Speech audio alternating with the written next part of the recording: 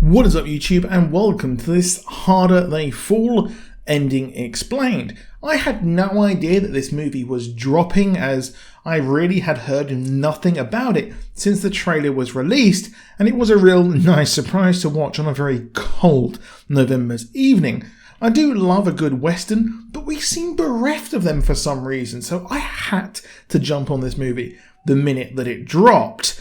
Even if I didn't like movies based on the wickedy wild wild west, I would have clicked the play button for Fastest in the West because of this insane cast. Now, there will be spoilers. We discuss this movie's twists and turns and discuss which person was a real person in history, as most of the characters, like the film's intro did say, were real people.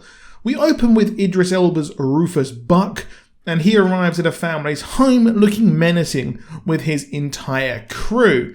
Now, this scene did remind me of Inglourious Basterds, where Christoph Waltz at the start turns up, and it felt very tense, and it felt incredibly kind of Tarantino-esque, but the movie felt Tarantino-esque for a bit until it turned into your standard Western.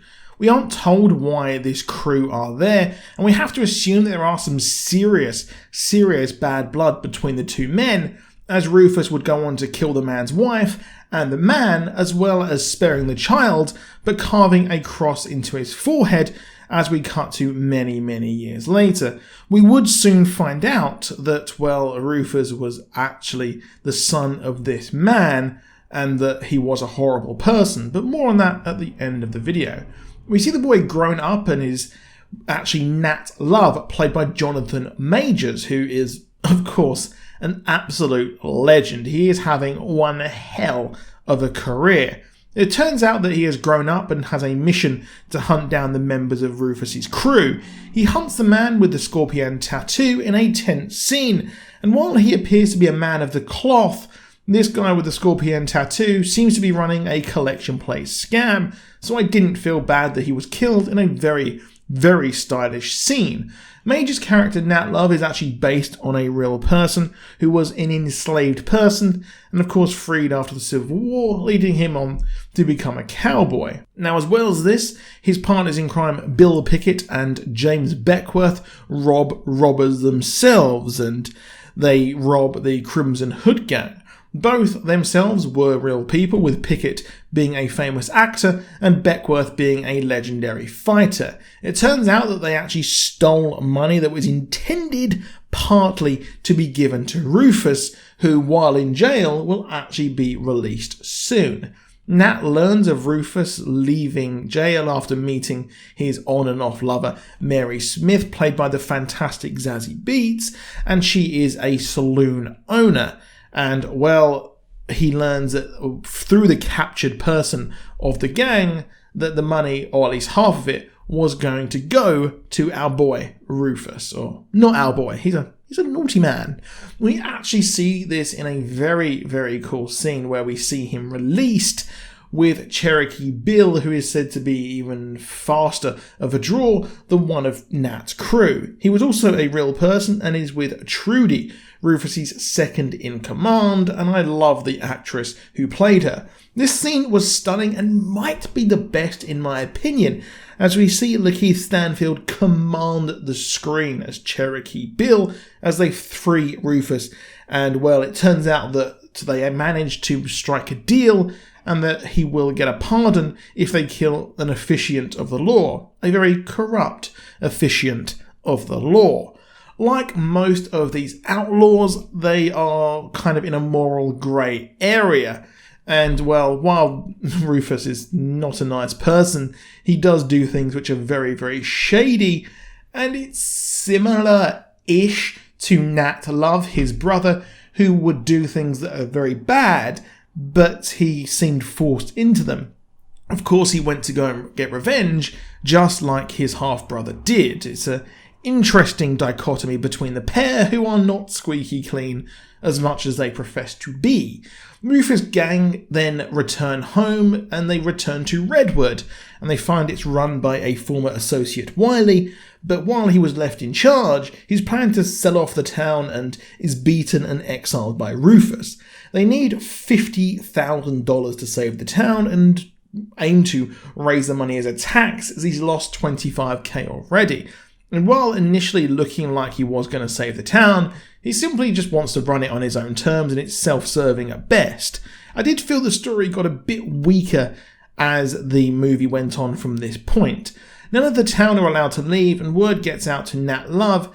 Meanwhile, a marshal arrives at Mary's saloon. He arrests Nat as part of a collusion for the Crimson Hood robbery, but it's all a facade, as he actually wants to help him hunt down Rufus. The marshal wants to do this without Love's crew, but they followed anyway, which would make sense. However, they soon learn about Redwood and what is going on, as Mary decides that she can scout the town by heading into Redwood and pretending that she wants to buy the saloon, but she's instantly captured. After explaining she wanted to buy it, they know who she is, and knowing who she was, she gets captured as Love heads into town because he knows what's happened because she hasn't turned up.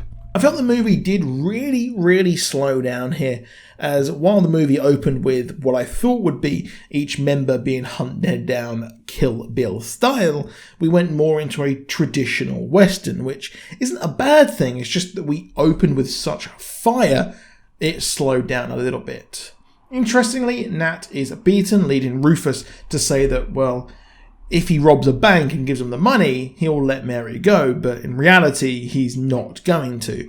But they rob the bank in a pretty good scene there, and they bring the money to them, but have a decoy cart there, which explodes, as well a shootout starts. I felt the middle part of the movie really did kind of dip, and it did pick up, though, as we got to see the firefight there.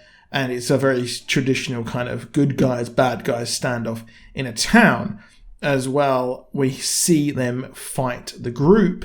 And, well, Beckworth is shot by, well, Cherokee Bill during a quick draw. And it was during the countdown, which is pretty evil there. Most of Rufus's gang is killed and Trudy is knocked out as we get the final showdown.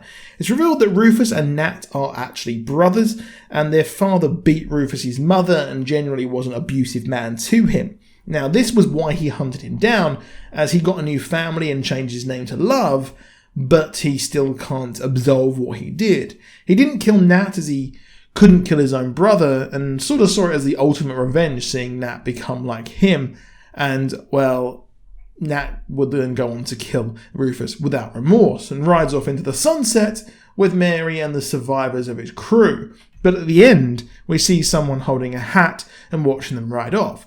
This is clearly Regina King's Trudy, who survived the final battle, and if there is a sequel, she will be out for revenge.